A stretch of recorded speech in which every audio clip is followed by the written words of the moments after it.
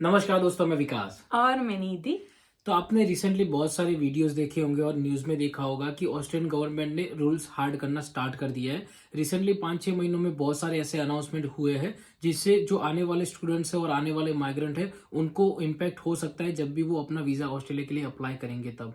तो Australian home affairs का ये एम है कि उनको नेक्स्ट 2 ईयर में जितने भी माइग्रेंट यहाँ पे आते हैं उनकी मात्रा 50% से कम करनी है। तो ऐसा नहीं है कि माइग्रेंट सिर्फ स्टूडेंट को ही बोलते हैं, जितने भी लोग यहाँ पे वर्क वीजा पे आते हैं और या तो फिर कोई परमानेंट वीजा पे यहाँ पे आता है, ये सारे वीजा वाले लोग भी माइग्रेंट ही कहलाते हैं। पर क्योंकि उसमें स्टूडेंट की मात्रा ज्यादा है तो ऑब्वियसली स्टूडेंट को ज्यादा इम्पेक्ट करेगा, क्योंकि उनको अगर मात्रा कम करनी होगी 50% से, तो अगर वो स्टूडेंट का स्टूडेंट वीजा ग्रांट करना कम कर देंगे तो ऑटोमेटिकली उनका 50% से कम हो जाएगा। तो ये सारे जो चेंजेस होंगे और उसके प्रॉब्लम क्या हो सकते हैं, तो उनके रीजंस क्या है, उसके ऑब्जेक्टिव क्या है और उसका आने वाले इंटरनेशनल स्टूडेंट पर क्या इम्पैक्ट हो सकता है, उसके बारे में हम आज के वीडियो में आपको बताएंगे। तो पिछले 1-2 साल में जो नई गवर्नमेंट आई है उसने बहुत सारी बार ऐसा बोला है कि जो ब्रोकन माइग्रेशन सिस्टम है वो ठीक करना चाहते हैं, क्योंकि उनका ऐसा कहना है कि जो पहले की सारी गवर्नमेंट्स थी उन लोगों ने जो वीजा दिए थे सबको, वो कोई भी ऐसा चेक किया नहीं था। जैसे कोई स्टूडेंट वीजा फिर से अप्लाई करता है,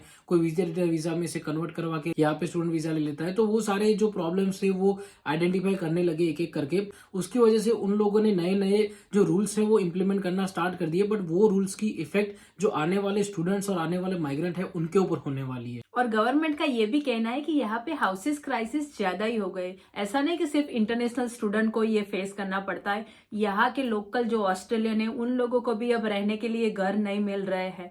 और ज्यादातर क्योंकि उनमें ये ट्रेंड होता है कि मतलब 18 के बाद जब वो एडल्ट हो जाते तो उनके किड्स मूव हो जाते दूसरे घर में, क्योंकि उनको हमारी जैसे सिस्टम नहीं है जॉइंट फैमिली वाली, तो उनको भी घर चाहिए रहते हैं बारी बारी, और सब लोग अपना खुद का घर अफोर्ड नहीं कर पाते तो वो लोग भी रेंट पे लेते हैं, और जो स्टूडेंट आते हैं उन लोगों को भी रेंट पे घर चाहिए होते हैं। तो इतने सारे घर यहाँ पे अवेलेबल नहीं है और इतने सारे स्टूडेंट आएंगे तो फिर यहाँ पे जो लोग रहते हैं उनको भी बेचारों को रहने के लिए घर नहीं मिलता है।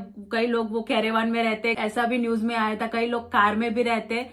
तो इसकी वजह से उनको अगर वो कम कर देंगे तो सबको एटलीस्ट रहने के लिए छत तो मिल जाएगी। और गवर्नमेंट का ये भी कहना है कि जो इंफ्रास्ट्रक्चर है वो भी इनफ नहीं है, जो इतने सारे स्टूडेंट आएंगे और माइग्रेंट आएंगे उनको अकोमोडेट करने के लिए। जैसे सिर्फ हाउसिंग नहीं होता, उसके साथ साथ बहुत सारी चीजें होती है। अगर आप यहाँ पे माइग्रेंट आते हैं तो उनके बच्चे होंगे, उनके लिए स्कूल चाहिए होगी, ट्रांसपोर्टेशन सिस्टम होगा, यहाँ पे जो आसपास के एरिया में गार्डन होंगे या जो भी एम्यूनिटीज होगी वो सबके लिए एक्सेसिबल होनी चाहिए।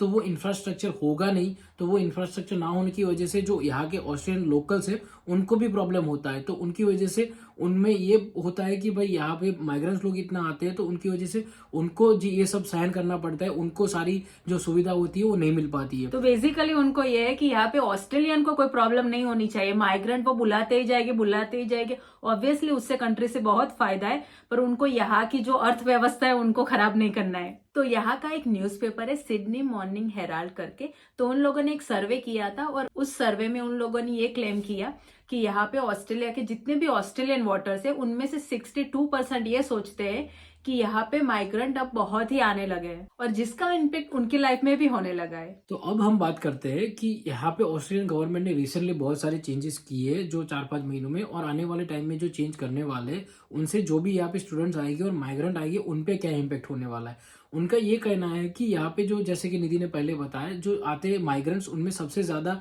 जो मात्रा होती है वो स्टूडेंट्स की होती है। तो इंटरनेशनल स्टूडेंट की मात्रा ज्यादा होने की वजह से जो भी रूल्स चेंज होंगे उनका सबसे ज्यादा इम्पैक्ट स्टूडेंट्स पे ही होगा। तो हम बात कर रहे हैं कि स्टूडेंट वीजा में जो बहुत सारे रूल्स अभी रिसेंटली चेंज हुए, जिसके ऑलरेडी हमने बहुत सारे वीडियोस बना दिए, उसकी लिंक हम डिस्क्रिप्शन में दे देंगे आपको, वो आप जाके वीडियोस देख सकते हो। बट सबसे बड़ा इम्पैक्ट ये हो सकता है कि जो भी स्टूडेंट यहाँ पे ऑस्ट्रेलिया में आना चाहते हैं स्टूडेंट वीजा अप्लाई करके, उनके लिए थोड़ा सा मुश्किल हो सकता है, क्योंकि उनके स्टूडेंट वीजा रिजेक्ट होने का चांसेस बहुत बढ़ सकता है।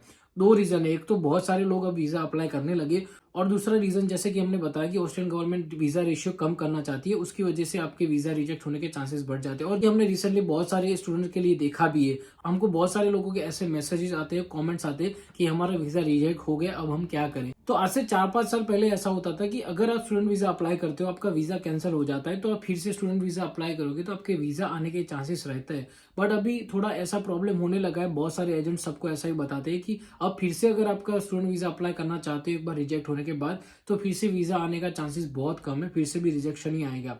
तो जब भी आप अपनी फाइल पहली बार कर रहे हो तो आप अपने फाइल के जो डॉक्यूमेंट है बहुत स्ट्रांग रखो, अपना एकेडमिक स्ट्रांग रखो, जो भी फाइनेंशियल आप दिखा रहे हो वो स्ट्रांग रखो। बट ऐसा है कि थोड़ा बहुत तो लक पे भी डिपेंड करता है। अगर आपका लक अच्छा रहा तो आपको वीजा मिलेगा, नहीं तो थोड़ा बहुत चांसेस है कि आपका वीजा रिजेक्ट भी हो सकता है। और एक इम्पैक्ट ये भी हो सकता है कि जितने भी लोग यहाँ पे विजिटर वीजा लेके आएंगे और उनको अगर अपना वीजा स्टूडेंट वीजा में कन्वर्ट करवाना है तो फिर वो नहीं कर सकते।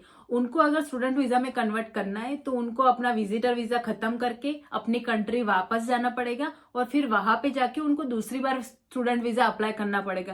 पहले यहाँ पे लोग विजिटर वीजा लेके आ जाते थे और फिर विजिटर वीजा जैसा ही खत्म होने वाला वो स्टूडेंट वीजा डाल स्टूडेंट देते या थे। फिर वर्क परमिट कोई भी हाँ, वीजा तो अपना वीजा कन्वर्ट कर देते उनको थे उस बीच में ब्रीजिंग वीजा मिल जाता था और उनको अपनी कंट्री वापस जाना ही नहीं पड़ता था। और यहाँ पे उनको दूसरा वीजा भी मिल जाता था। तो बहुत सारे लोग सोच के ही आते थे यहाँ पे, हाँ, जब भी आते इंटेंशनली थे ही करते थे कि वहां पे जाके विजिटर वीजा लेके रहेंगे और फिर उसके बाद हम स्टूडेंट वीजा में अप्लाई कर देंगे। और बहुत सारे लोगों का स्टूडेंट वीजा तो हो आ ही भी जाता गया था। है। वर्क परमिट का थोड़ा मुश्किल होता है बट स्टूडेंट वीजा तो बहुत सारे लोगों का आ जाता था। क्योंकि रीजन ये होता था क्योंकि वहां पे अगर आप अपनी कंट्री से स्टूडेंट वीजा डालते हो तो लंबी प्रोसेस होती है, जल्दी आता नहीं। और यहाँ पे अगर ऑलरेडी आप यहाँ पे आ गए तो विजिटर वीजा तो नॉर्मली मिल जाता था और उसके बाद यहाँ पे सिर्फ आपको आके एडमिशन लेना है हाँ बहुत यूनिवर्सिटी में या बहुत फिर कॉलेज में। इजी हो जाता था। पर उसी की वजह से उन्होंने वो स्टूडेंट वीजा तो देना बंद कर दिया पर उल्टा वो विजिटर वीजा भी अब जल्दी नहीं देते। जो भी यंग लोग होते हैं उनको कम मिलता है, अगर वो विजिटर वीजा डालते हैं फिर भी उनका रिजेक्ट हो जाता है। और ऑस्ट्रेलियन गवर्नमेंट ने रिसेंटली जो भी चेंज किए उसमें से एक चेंज ये भी है कि जब आप यहाँ पे अपनी IELTS या PT की एग्जाम देकर आते हो तो उसकी जो बैंड की रिक्वायरमेंट है वो बढ़ा दी गई है। पहले 5.5 बैंड में आपको कोई यूनिवर्सिटी में एडमिशन मिल जाता था बट ऐसा नहीं था कि सब जगह पे मिल जाता था। बहुत सारी यूनिवर्सिटी था जिसमें एडमिशन लेना हार्ड था 5.5 बैंड पे, वहाँ पे 6.5 या 6 बैंड की रिक्वायरमेंट मिनिमम थी। बट बहुत सारी यूनिवर्सिटीज में आपको एली कोर्स के साथ या ऐसे ही मिल जाता था तो काम admission। चल जाता था लोगों का। तो बहुत सारे लोग थे जो ऐसी यूनिवर्सिटीज में आ जाते थे यहाँ पे 5.5 बैंड पे या 5 बैंड पे भी। बट अब वो नहीं हो सकता, उसकी रिक्वायरमेंट बढ़ा दी गई है। उसके साथ साथ जब भी आप यहाँ पे टेम्पररी ग्रेजुएट वीजा अप्लाई करोगे तो उसकी भी बैंड रिक्वायरमेंट बढ़ा दी गई है। पहले वो आपको 6 बैंड पे वो मिल जाता था, अभी उसकी रिक्वायरमेंट बढ़ाकर 6.5 बैंड कर दी है। और आप सबको पता ही है जब भी आप यहाँ पे PR अप्लाई करते हो तो उसकी बैंड की रिक्वायरमेंट भी बहुत ज्यादा है। बहुत सारे लोग होते हैं जो 10-10 12 बार एग्जाम देनी पड़ती है उनको 7 या 8 बैंड लेने के लिए। तो ये IELTS की एग्जाम की रिक्वायरमेंट बढ़ा दी गई है क्योंकि वो यहाँ पे ऐसे लोग चाहते हैं जिनके इंग्लिश अच्छा हो और जो स्किल्ड लोग हो वही ऑस्ट्रेलिया में आए। और फिर स्टूडेंट वीजा लेने के लिए आपको जो फंड दिखाना पड़ता है कि आप यहाँ पे आके अपना एक्सपेंस खुद से देख पाओगे, तो उसके लिए पहले जो एक्सपेंस दिखाना पड़ता था वो थोड़ा कम था पर अब उन्होंने वो बढ़ा के 24,500 कर दिया है। तो जिन लोगों को ऑलरेडी मुश्किल था इतने सारे पैसे दिखाने, उन लोगों को अब ज्यादा ही पैसे दिखाने पड़ेंगे। और उसके साथ साथ फी भी पे करनी पड़ती है और एयर टिकट और वो सब भी होता है। तो इन शॉर्ट आप जब भी आप यहाँ पे ऑस्ट्रेलिया आने का प्रोग्राम बनाओगे तो आपका जो पहले एक्सपेंस होता था वो कम होता था, अब वो बढ़ के थोड़ा 10-15 लाख का ज्यादा हो जाएगा। तो आपको इस हिसाब से अपना बजट बनाना पड़ेगा कि आपको उतने एक्स्ट्रा पैसे लेके चलना पड़ेगा। क्योंकि फीस भी आजकल जैसे तैसे यूनिवर्सिटी में आपको एडमिशन लोगे तो फिर वीजा नहीं मिलेगा, तो आपको अच्छी यूनिवर्सिटी में एडमिशन भी लेना पड़ेगा और ऑब्वियसली उसकी फीस भी हाई होगी, तो आपको प्रिपेयर रहना पड़ेगा पहले ही। और एक रूल जो गवर्नमेंट ने रिसेंटली चेंज किया है वो है GT हटाकर GST कर दिया। GST एक्चुअली नहीं है, जेन्युइन स्टूडेंट रिक्वायरमेंट है, बट पहले GST के नाम से अनाउंस हुआ था तो अभी सब लोग उसको GST बोल रहे हैं। तो पहले GT था, जेन्युइन टेम्पररी एंट्रेंट, वो आपको फोन करके पूछते थे, आपका इंटरव्यू लेते थे, वो सब होता था। अभी ये बोल रहे कि जेन्युइन स्टूडेंट रिक्वायरमेंट का टेस्ट होगा जिसमें क्वेश्चंस होंगे। उसका हमने एक ऑलरेडी वीडियो बना दिया है, उसकी लिंक हम आपको डिस्क्रिप्शन में देंगे, वो आप जाके देख सकते हो कि क्या डिफरेंस है GT और जेन्युइन स्टूडेंट रिक्वायरमेंट में। बट एक ये रूल है जो उन्होंने चेंज किया है जिसमें थोड़ा ये प्रॉब्लम हो सकता है कि आपको यहाँ पे आने से पहले आपका इंटेंशन शो करना पड़ेगा कि आप यहाँ पे आने के बाद क्या करना चाहते हो। यहाँ पे आके स्टडी करके सिर्फ अपनी कंट्री में वापस जाना चाहते हो या फिर यहाँ पे आने के बाद आप सेटल होना चाहते हो। तो ऑब्वियसली अगर आप दोनों क्वेश्चन में से कोई एक आंसर दोगे तो दूसरे क्वेश्चन का वो कॉन्ट्राडिक्टरी हो जाएगा, तो ये आंसर देना थोड़ा सा मुश्किल हो सकता है। तो एक ये रूल जो चेंज है वो मेरे ख्याल से थोड़ा सा जो नए बच्चे हैं उनको प्रॉब्लम कर सकता है आंसर देने में कि वो अब क्या आंसर दें। क्योंकि पहले तो ऐसा था कि सब लोग डायरेक्टली ऐसा ही बोल देते थे कि हमें स्टडी करना है और स्टडी करके अपनी कंट्री वापस जाना है क्योंकि हमारी कंट्री बहुत अच्छी है, बहुत सारी अपॉर्चुनिटी, ऐसा बोल के सबको वीजा आ जाते थे, पर अब ऐसा नहीं है। अब आपका इंटेंशन जो है आपको दिखाना पड़ेगा कि नहीं, मुझे ऑस्ट्रेलिया में आके सेटल होना है, मुझे ऑस्ट्रेलिया में आके कुछ बिजनेस करना है, जो भी करना है आपको सच बोलना पड़ेगा। वैसे कंपलसरी नहीं है, पर आपको अपने हिसाब से सोचना पड़ेगा कि आप क्या बोल सकते हो, आप क्योंकि क्या, ये हाँ, बहुत ही बड़ी बात है। आप जो भी उनको इंटेंशनल दिखाओगे उसकी वो आपको वीजा आने में बहुत ही इम्पेक्ट कर सकता है। तो आप जैसे जिस फील्ड में आपने स्टडी की है उस फील्ड के हिसाब से आप सोच सकते हो कि आप क्या आंसर देना चाहते हो। अगर आपने कोई डॉक्टरी की स्टडी की है, टीचर हो, या फिर नर्सिंग में आपने स्टडी की है, इंजीनियर हो, तो आप ऐसा बोल सकते हो कि भैया ऑस्ट्रेलिया में हमारे पास अपॉर्चुनिटी बहुत ज़्यादा है, तो वहाँ पे जाके हम जॉब करना चाहते हैं, सेटल होना चाहते हैं। बट आप ऐसा कोई छोटा मोटा कोर्स लेके आ रहे हो, अपनी कंट्री में भी आपने कोई अच्छा कोर्स की स्टडी नहीं की है, तो आप ऐसा बोल सकते हो कि भाई ऑस्ट्रेलिया में एजुकेशन सिस्टम अच्छी है, तो वहाँ पे जाके हमको स्टडी करनी है। वहाँ की ऑस्ट्रेलियन यूनिवर्सिटी बहुत हाई स्टैंडर्ड की है, तो वहाँ से एजुकेशन लेके हमको हमारी कंट्री में वापस जाके उसको इम्प्लीमेंट करना है, जो स्किल्स हम गेन कर रहे हैं वो।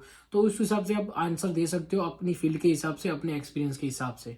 और कई सारे स्टूडेंट ऐसा भी करते हैं कि वहां से कोई अच्छी सी यूनिवर्सिटी में एडमिशन लेके यहाँ पे ऑस्ट्रेलिया में आ जाते हैं, और फिर वो अपना एडमिशन कोई सस्ती सी कॉलेज में करवा देते हैं। तो उन लोगों को भी प्रॉब्लम हो सकता है जब वो अपना टीआर डालेंगे तब। जरूर नहीं है सबको होगा, पर उनको भी अपना स्टडी लेवल है वो मेंटेन रखना पड़ेगा। ऐसा ही नहीं कि वो स्टडी लेवल बहुत ही लो कर दे तो फिर उनको टीआर लेने में प्रॉब्लम फॉर हो सकती एग्जाम्पल, है। अगर आप मास्टर्स लेके आ रहे हो, फिर आप अगर स्टडी लेवल चेंज करके उसको बैचलर्स में कर देते हो, उसका लेवल चेंज हो जाता है। तो जब भी आप टीआर अप्लाई करोगे तो उसको आप टीआर लेने में आपको बहुत प्रॉब्लम हो सकती है। वो आपको क्वेश्चन करेंगे कि भाई आपने लेवल चेंज क्यों किया, आपने स्टूडेंट की वीजा की कंडीशन थी वो आपने ब्रीच कर दिए, तो हम आपको नया वीजा क्यों दे। हम कैसे मान ले कि जो नया वीजा हम आपको देंगे उसकी कंडीशन आप मानोगे। तो कई लोग ऐसा भी करते हैं कि जब वो यहाँ पे स्टूडेंट वीजा लेके आते हैं तो स्टूडेंट वीजा खत्म करने के बाद वो टीआर डालते, और टीआर खत्म होने के बाद अगर उनका पीआर तब तक नहीं हुआ तो वो फिर से स्टूडेंट वीजा के लिए अप्लाई करते। पर अब उन लोगों को भी गवर्नमेंट ये क्वेश्चन करेगी कि आपने ऑलरेडी एक बार स्टूडेंट वीजा ले लिया, आपने अपनी स्टडी खत्म कर दी, तो आपको फिर से क्यों स्टडी करनी है, क्योंकि ऑलरेडी उनके पास नई बहुत सारी एप्लीकेशन होगी जिनको अपनी कंट्री से यहाँ पे आना है, जिनको स्टडी करनी है। तो ये सारे लोगों को अब वो क्वेश्चन करेगी कि आपको दूसरी बार स्टडी क्यों करनी है। तो इन लोगों को भी ये प्रॉब्लम हो सकती क्योंकि है। यहाँ पे जो फिर से स्टूडेंट वीजा अप्लाई करेंगे वो ऑब्वियसली सस्ती वाली कॉलेज में अप्लाई करेंगे, तो उनको इतनी फीस मिलने वाली है नहीं। और यहाँ पे जो स्टूडेंट वीजा एक्सटेंड करेंगे वो लोग ऐसे ही लोग होंगे जो स्किल नहीं होगे, तभी उनका पीआर नहीं हो, ऐसा गवर्नमेंट का सोचना है। तो उसकी वजह से ये प्रॉब्लम अब नए स्टूडेंट को होने वाला है, जो फिर टीआर होने के बाद पीआर नहीं हो पाए टाइम में। तो आप ऐसा ही सोच लो, अगर आप स्टूडेंट वीजा लेके यहाँ पे आने वाले हो तो अपने माइंड से प्रिपेयर रहो कि आपको जो 4 साल 2 साल का जो स्टूडेंट वीजा होगा, 2 साल का जो टीआर मिलेगा, 4 साल में आपको पीआर ले ही लेना है, वरना फिर प्रॉब्लम हो सकता है। तो ये थे रिसेंट चेंजेस जो ऑस्ट्रेलियन गवर्नमेंट ने ऑलरेडी कर दिए या फिर करने वाली है, और उसके इम्पैक्ट हमारे आने वाले स्टूडेंट पे क्या होने वाली है। ऑब्वियसली ये आपको बहुत इफेक्ट करने वाला है जब भी आप नया वीजा अप्लाई करोगे तो। बट ऐसा नहीं सोच लेना है कि आपका वीजा नहीं आएगा, क्योंकि अगर 50 लोग एप्लीकेशन करते हो उसमें से अगर 30 लोगों का आने वाला है, तो आप ऐसा सोच सकते हो कि उन 30 लोगों में आप भी हो जाओगे। तो आप ऑब्वियसली अपना बेस्ट ट्राई करके वीजा अप्लाई करो। अगर आपका सब कुछ अच्छा रहा तो आपका वीजा आ ही जाएगा। मेरे ध्यान में बहुत सारे लोग हैं जो पिछले 2-3 महीनों में यहाँ पे ऑस्ट्रेलिया में आए स्टूडेंट वीजा लेके, तो बहुत सारे लोगों का स्टूडेंट वीजा आ रहा है, बट कई ऐसे अनफॉर्चुनेट लोग हैं जिनका वीजा रिजेक्ट भी हो रहा है। तो आप ऐसा करो कि आप वीजा रिजेक्ट ना हो तो आप अपने फाइनेंशियल जो डॉक्यूमेंट्स है वो फर्जी ना करो, अपने जो एकेडमिक्स है वो ठीक से दिखाओ, या फिर अभी भी आप स्टूडेंट हो तो अच्छे से स्टडी करो। आपके अगर एकेडमिक्स अच्छे हो गए, आपके अगर बैंड्स अच्छे हो गए, तो आपको बेनिफिट हो सकता है उसका भी, क्योंकि ये सब कंपटीशन की वजह से हो रहा है। और अगर आप अच्छे और आप में अच्छी स्किल है तो फिर आपको वो इतना इफेक्ट नहीं करेगा, आपका स्टूडेंट वीजा ग्रांट हो जाएगा। तो अगर आप नियर फ्यूचर में स्टूडेंट वीजा अप्लाई करने वाले हो या फिर कोई भी वीजा अप्लाई करने वाले हो, तो हम प्रे करेंगे कि आपका वीजा आ जाए। और अगर आपको ये वीडियो अच्छा लगा, यूजफुल लगा, तो प्लीज वीडियो को लाइक कीजिए, चैनल को सब्सक्राइब कीजिए और अपने दोस्तों के साथ शेयर कीजिए जो यहाँ पे आने वाले हो। तो मिलते हैं फिर नेक्स्ट वीडियो में, तब तक के लिए बाय बाय।